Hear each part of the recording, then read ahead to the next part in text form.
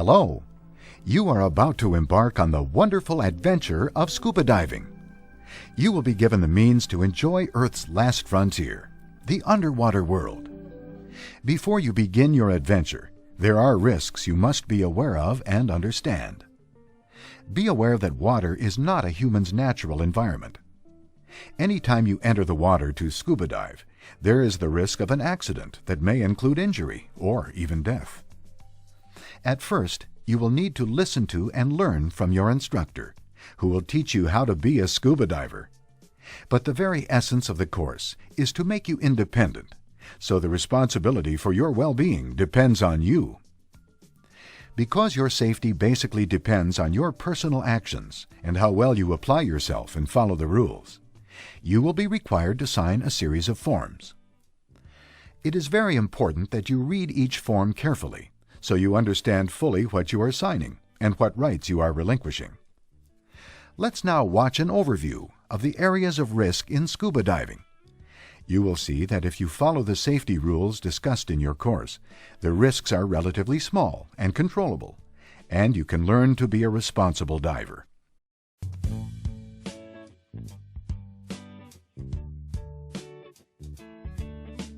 Anyone who is interested in diving, has good physical and mental health, and is comfortable in the water, can learn to scuba dive. Good physical and mental fitness means good general health. You do not need to be a super athlete, but you do need to be reasonably fit, as scuba diving puts stress on both your body and your mind. There are some pre-existing medical contraindications that might disqualify you from scuba diving. To help you review this aspect of fitness, your instructor can provide you with a medical history form. Please complete it honestly. We do care about your well-being. Areas of particular concern are the circulatory and respiratory systems, air spaces, and any condition that might cause a person to pass out or lose consciousness. If there is any concern about your medical condition, you will be asked to have a medical exam by a licensed medical practitioner before participation in open water scuba activities. Substance abuse of any kind, be it alcohol, drugs, or smoking, has no place in scuba diving. If you have any problem with any of these, it is far better to deal with the problem before you take scuba lessons. A key element to your success as a scuba diver is motivation. You have to want to do it.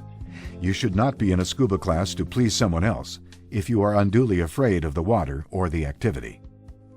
It is natural to feel somewhat excited, even stressed, prior to open water diving. But remember, you have been trained to deal with the risks. Follow the rules and dive within your limits, and you will have a wonderful adventure.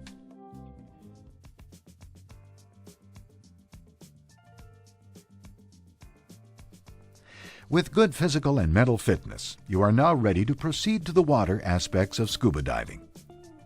To be a scuba diver, you need to be comfortable in the water and able to swim, but you do not need to be a great swimmer. You will be learning a whole new aquatic activity called scuba skills. There will always be some risk to scuba diving, but by being knowledgeable of that risk, you can reduce it.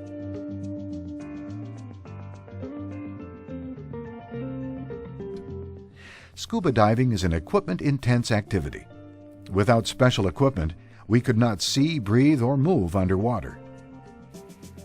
You need a proper, complete total diving system that fits and is adjusted for you.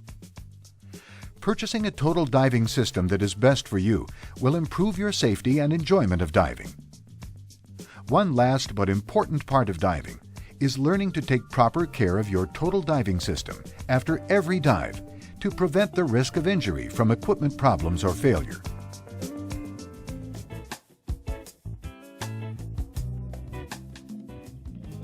Misuse of diving equipment is the main concern, as malfunction rarely causes accidents. Manufacturers supply warning labels about proper use and care of equipment and the importance of proper training to prevent misuse. Breathing and pressure changes are also of particular importance to scuba divers. Because water weighs a great deal more than air, pressure increases rapidly as you go down and must be equalized. Your diving equipment and the skills you learn in class will prepare you to handle these pressure changes. Obviously, it is very important to have enough air to breathe underwater. Running out of air is usually a result of human error and puts a diver at great risk. Because the air you breathe is compressed and the pressure changes quickly as you go down and up, you will learn to breathe all the time and to equalize pressure in your body's air spaces, which includes the ears and sinuses. Failure to equalize with the pressure underwater may cause damage to your ears or sinuses. If you were to hold your breath and ascend, you could suffer an overexpansion injury. This is a serious injury. Remember, scuba diving does present a risk. However, by knowing what to do, you can reduce that risk.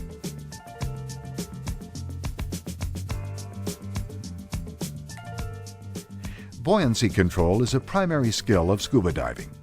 Proper use of a well-fitting buoyancy compensator, or BC, makes diving safer, easier, more comfortable, and more enjoyable.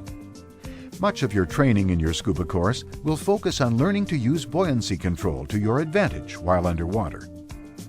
But buoyancy control is also important on the surface. Keeping your BC inflated on the surface allows you to rest easily.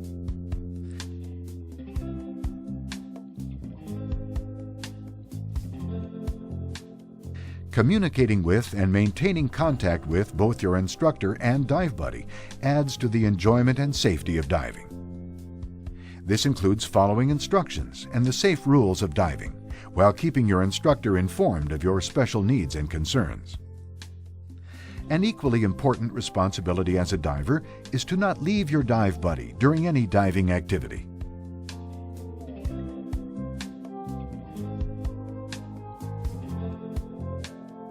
Control is a key concept in scuba diving. This means you are in control of your mind, body, and total diving system, so you can effectively deal with the environment, your buddy, and yourself. In diving, we talk about staying in your comfort zone by knowing your limits. This provides a margin of safety in difficult situations and helps you keep faith with the cardinal rule of all adventuresome activities: stay calm, don't panic. All of these things taken together will help you develop a level of awareness so you are ready to participate in scuba diving. You will learn to reduce risk, but it cannot be eliminated. Ultimately, you will be responsible for your own well-being and enjoyment of diving. Because you have been informed of many of the risks of scuba diving, you can now go through the details of completing the necessary forms in which you acknowledge this information. You can then begin your diving course and your exploration of the underwater world.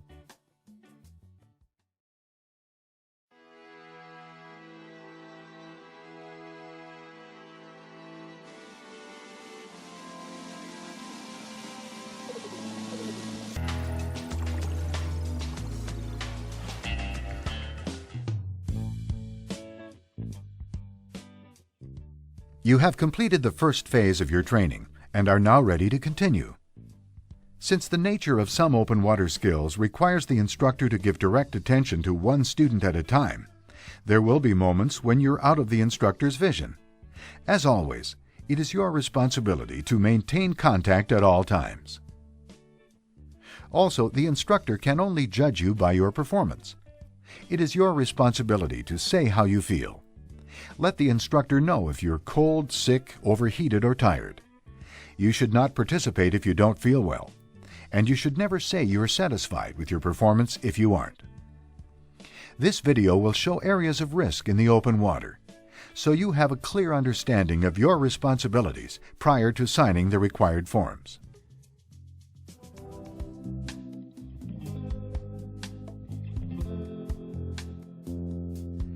Breathing with scuba is best done in a slow, deep, relaxed manner. Breathe continuously and do not hold your breath. Swimming in a steady, slow, easy manner with neutral buoyancy will make you a more efficient diver.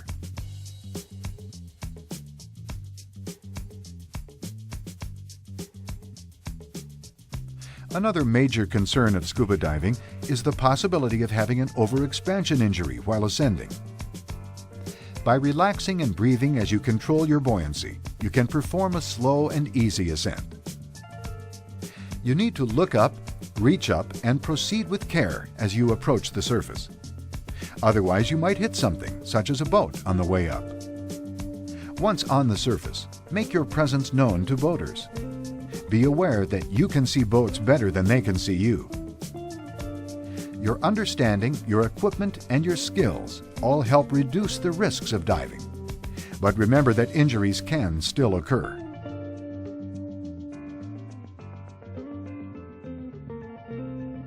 One concern about temperature is that you might overheat on the surface while you are putting on your dive gear. The other concern is that you may become excessively cold while underwater. Water takes away body heat 25 times faster than air. Therefore, divers need to wear the correct protective suit for the water temperature.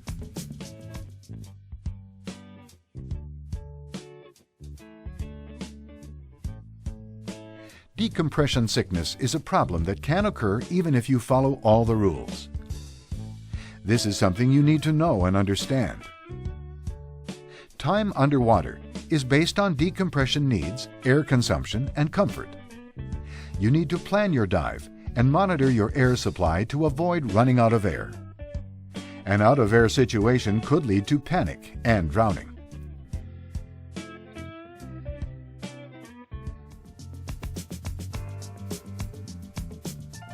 Extra care must be used as you enter or exit the water, so as not to hurt yourself or others. A rocky shoreline, surf, and currents all add up to risks of diving. Diving skills, along with a calm, relaxed approach, will help you deal with these environmental conditions. Entanglement is a problem that can be handled as long as you don't panic. Some aquatic life can be harmful, and care needs to be taken to avoid contact and to not provoke animals. The risk of diving-related injury is, of course, greater in the open water than in the swimming pool. But how you behave and relate to other divers is a key to lessening problems. You need to follow the instructions from diving leaders and follow the safe rules of diving. It is your responsibility to maintain both buddy and instructor contact during open water training dives. At the same time, only do those things to and with your buddy that you are comfortable with. You need to stay within your comfort zone. Keep your instructor informed of your needs, wishes, and concerns. The whole process of instruction will therefore go far better. Remember, the instructor only knows how you look, not how you feel. Stress is a normal and expected part of scuba diving. You need to control it to be able to solve problems while in the water. By developing a higher level of awareness of yourself, your buddy, your skills, your total diving system, and the environment, you will be a better and safer diver. By putting all these ideas together with your training, you will be ready to dive in open water. Risk is a part of life. Activities that add adventure to our lives also add risks. Yet most recreational divers enjoy scuba diving without ever having an injury. At the same time, no one can guarantee that you will never have an accident. Scuba diving is an extremely interesting and enjoyable recreational activity. With the information provided here, your diving instruction, and a thinking approach to scuba diving, you can have exciting adventures with a known and controllable degree of risk. Now that you have been informed of the risks of scuba diving, you can go through the details of completing the necessary forms in which you acknowledge this information, so that you can proceed with your diving activities.